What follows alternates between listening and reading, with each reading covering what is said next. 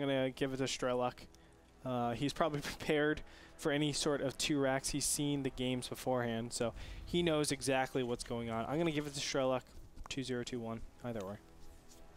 Yeah, and you know, we're gonna go with. I'm gonna go with Strelok as well, just because again, knowing that kind of lag, and it's so key for TVT. 2-second delay when you have to, when it comes down to like sieging in the right time and getting your Marines in certain positions, or even just simply like unloading your drop at the right time if you're flying into like a Viking or a turret, can make all the difference. So I have to pick Strelok, but I think if they were on even footing, I would have to give it to Rain. Yeah, it's unfortunate that obviously Battle.net has these problems. I'm actually going to do this, Frodan. I'm actually going to bring it to Battle.net problems, because back in StarCraft 1 we had this wonderful thing called IC Cup or Chaos Launcher, where it didn't matter where you were from, you still had like 100 ping unless you were from like Ukraine or something. Because you could play on any server, you had global play. Yeah, it was StarCraft Brood War. Awesome, man. And the lag was minimal. I mean, it was there still, but it was minimal. It was as good, I think, as StarCraft 2 if you're playing on your respective servers. So it's unfortunate that we have this, you know, somewhere along the nut line. Battle.net 2.0. Yeah, I feel you. It's okay though, because it's gonna change. It's gonna change. Venting my frustrations, man. It's gonna change for Heart of the Swarm though. Say it isn't so. It's great. I'm looking forward to it. Actually, say it is so. Sorry. Let's talk about the builds real quick. Why don't you break it down? I know you've been playing a lot of Terran. I see you. I'll watch you. You see me fail. Yeah, you'll get there. Well, we see that Strelok is going for just regular opening, but he has delayed any kind of usage of his gas pretty significantly.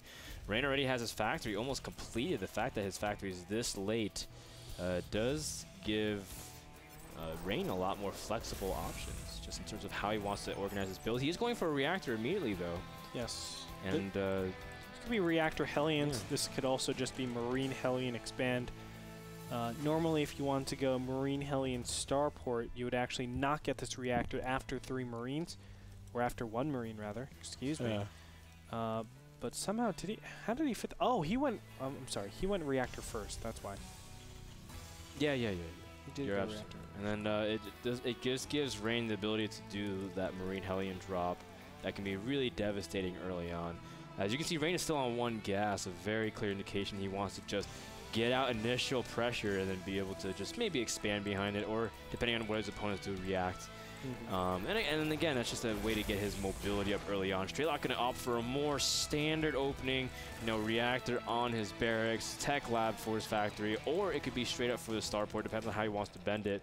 But nonetheless, Strelok has 2 gases. It gives him that much more versatility in how he wants to execute the usage of his gas. Yes, but it does put him behind in terms of economy. You can see the income tab, 21 to 22, but the mineral count for Rain is on average going to be slightly higher. And also, Marine Hellion actually hits way before Banshee hits. Yeah. It'll be rather difficult actually to stop something like this. Actually, this can be considered to an extent a build order win. But look at that. Oh, I'm sorry, it's not Banshee. No, it's Marine Tank with just a Viking that cover grounds. And Strelok knows exactly what he's up to. Just because he has... I mean, he just has his Marines in position all ready to go. Now, guys, keep in mind, this series is from replay. It's not live, as Rain and Strelok do have to play at very odd hours for us, if that was the case. Nonetheless, we see immediately that first medevac picking up the Marines. No Hellions being picked off. Might use the Hellions to try to zone off the Marines. But the Viking's going to throw a weird wrench into things. Yeah. Rain immediately picking up and leaving. No, he can't stay there very long. Yeah, Rain does not want to do that. Now, it does offer some sort of, you know, a threat. Right now, Strelok is thinking to himself, well, I have to defend always against this Marine medevac drop. So what Rain could potentially do is just exactly what he's doing right here. He can actually expand. He can go for a command center and just play this macro if he wants to, knowing that his opponent has to leave some amount of units back at his base. Look at this, 4 Marines and a single Viking. And then just overpower if ever his opponent wants to actually push out. Yeah, you're absolutely right. And that little pressure will stay in the back of his mind for a long time. But We see, ooh, the Hellions are running by to try to see if they can poke at the natural. Oh, wow, lined up. Oh, it was a perfect streamline as those Marines were in very big danger of losing. But you see another fight also down in the center. Strelok was caught out of position, but of course that was because Rain had the control of the watchtower. And so Strelok, knowing where his opponent's army is kind of caught between passes. But I still think Strelok's not in the worst, that bad of a position, just because, you know, he has siege mode and he's kept a siege tank count, so he just has to really preserve his Marine count. I think he can have a really strong timing if he chooses to push. Oh, he does have a strong timing, especially with those Vikings. The Vikings proved to be such a valuable asset to his army, because that air control actually allows his siege tanks to really threaten a lot of different positions. Think, with that combination, he can't just stay defensive, or Rain can't just stay defensive. He has to defend this position over here and this position over here. How can you do both of those at the same time? Well, you need to take center control. That's very hard when you have a much smaller army. Yeah, and Strelok now has officially forced Rain to relinquish his position in the center of the map, and Strelok now can move over to the southern half. Rain is going to try to double back and go for the north. That's correct. And so going for the counterattack, Andre, you like this play a lot. Yeah, I think going back to defend is just going to give up so much position. This, he can at least retreat and force his opponent's units back, or he can go for the base race, potentially. But no, he's going to even do better than that. Looks like he's going to pick off a couple of siege tanks and a ton of Marines. Now, this trade actually helps out Rain so much because he started his command center much earlier. Even though he loses all these siege tanks, and the Marines, he will be ahead in economy. That will be able to stabilize things, even though he had, in my opinion, the kind of build order loss, even though I was saying that he has movement advantages. I mean, Strelok wasn't taking the bait. He wasn't keeping units behind, so he was able to accurately put all of his units in the best position possible. Look at this. Strelok has Cloak Banshees as his follow. Now, this is something we don't normally see. We usually see standard macro into Marine tank, or if you wanted to go for mech or whatever you were trying to do, you would be in full production. But Strelok is getting a cloaked Banshee. We haven't really seen this too often, Andre.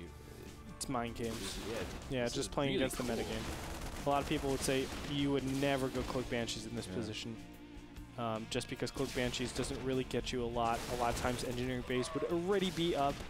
Maybe even turrets would be placed, Viking counts could be high. So it is kind of risky to go this Banshee, and I think Strelok will be paying the price of it. Scan forced, and the Viking tries to get in position, and Strelok runs his Banshee straight into the Viking. A lot of units were kind of just located into the main base, and as a result, Strelok was thinking about parking right outside of his natural, but Rain looks in a very solid position. So overall, you think Rain, just like you said, has a stronger economy, and does have a really good SCV count compared to his opponents. So overall, Rain looks pretty solid, which is a good sign that Rain, maybe lag issues aren't bothering him that much. Correct. And I do want to mention that real quickly, that one Banshee, that one Cloak Banshee is actually the cost of 2 siege tanks, if you think of it that way. So his siege tank production has been staggered quite severely. Actually, it's 3 Banshees. So that's actually a total of, what is that, 5? Is that 5 almost siege tanks? No, 4 siege tanks, excuse me. So 4 siege tanks, still quite extreme, still quite tough to deal with, and it gives Rain the ability to actually macro up and have very equal amounts of siege tanks. And this is a map of positioning. If you can get the center of the map, if you can get the Xel'Naga Tower, you're able to actually attack and potentially get your 3rd base as well. That's the safest way to do it, and that's what both these players are aiming for. We can see that Stim and +1, both players have that timing pretty much aligned, but again, Strelok did dedicate even more time and resources into Cloaked Banshees, which doesn't necessarily net him that much game. Frodan, Banshee going directly into a turret, and it dies. Wow, that's big mistake. That is a lot, because again, I mean, if Strelok had the extra gas, he could start upgrades a little bit earlier, and or even just pump out a little bit more units with production, maybe squeeze out something else, a couple more units as well. But as a result, Strelok just has to play again from this far behind. Now, TVT is a matchup where, let me tell you, if you make a mistake, you can easily let your opponent way back into the game just by walking to a few siege tanks. And not only that, Dual Sight is a map where you get punished so hard for being out of position. And here we go. perfect example. 3 medevacs. This is a pseudo doom drop. And look, there is nothing back here stopping this. So what he's going to do is try to ferry around units into the main while also trying to look like he's pressuring that top. If he can do that, oh, the Banshee! But if he can do that, then obviously he's going to be in a fantastic position such that Strelok doesn't have any units ready for this defense. It's going to empower this drop so much. Goodbye main, goodbye all these siege tanks. Oh, wow. You are dead. This is a, oh my god, and the supply depots act as a buffer range, so it's really hard for Strelok to even approach those siege tanks. And all of a sudden, those supply depots are going to be a huge point of damage as well, just because Strelok's going to be so far deep in the red. He's going to have to rebuild all of these things. A fantastic drop indeed, and you can see Rain also attacking at the natural. As you use a lot of siege tanks are just whittling down the numbers, preventing Strelok from being able to run up the ramp. Rain able to take down the command center. Fantastic snipe, and even the Banshee to boot. And this is just way too much damage. Strelok can't really do anything. GG gets called out. And Rain, showing lots of life, takes game number 1 on dual site. Beautiful. Just beautiful play. And that's the problem with dual site. I think the Banshee switch was unnecessary. He was in a comfortable position, even though I thought Rain was ahead. But you really want to be forcing the issue with siege tanks as much as possible. Get as much relevancy on the map as possible so that you can actually defend against those type of things, those movement games. Dual site is a map where you really have to cover the center if you want to defend your 2 bases. 2 bases, that's it. Obviously, he wasn't able to do that, and he lost the game pretty decisively. Yeah, and in the end, Strelok had some pretty good ideas, but Rain was the one who played really strong overall and takes game number 1 win, especially with that drop positioning. Game number 1 goes to Epson. Oh, sorry. Game number 1 is brought to you by Epson. Unless Epson was the one that sponsored Rain.